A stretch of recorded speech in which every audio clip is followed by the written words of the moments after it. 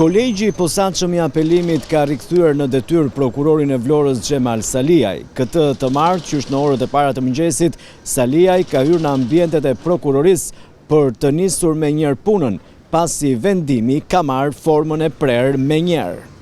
Kolegji i posaçëm i apelimit ka kthyer në detyrë prokurorin e Vlorës Xhemal Saliaj, i cili u shkarkua më 7 tetor të vitit 2024 nga Komisioni i Pavarur i Kualifikimit në kuadër të procesit të vettingut.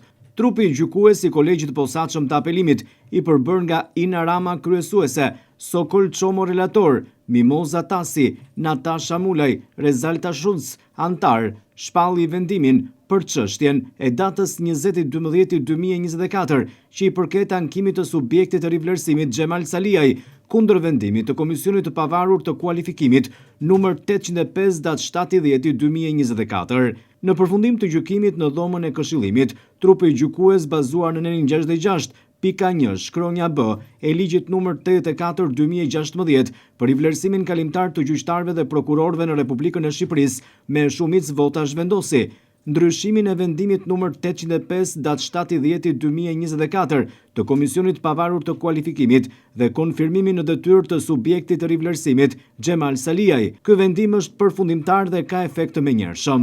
Xhemal Saliaj ka filluar karrierën në sistemin e drejtësisë në vitin 2003 si prokuror në prokurorinë e Beratit, ku ka ushtruar dhe funksionin e drejtuesit. Prej vitit 2013, ai ushtron detyrën në prokurorinë e Rrethit Vlorës. Xhemal Saliaj njihet si një prokuror me integritet dhe profesionist, gjë që e vërteton edhe vendimi marrë nga kolegji i posaçëm i apelimit për rikthimin e tij në detyrë.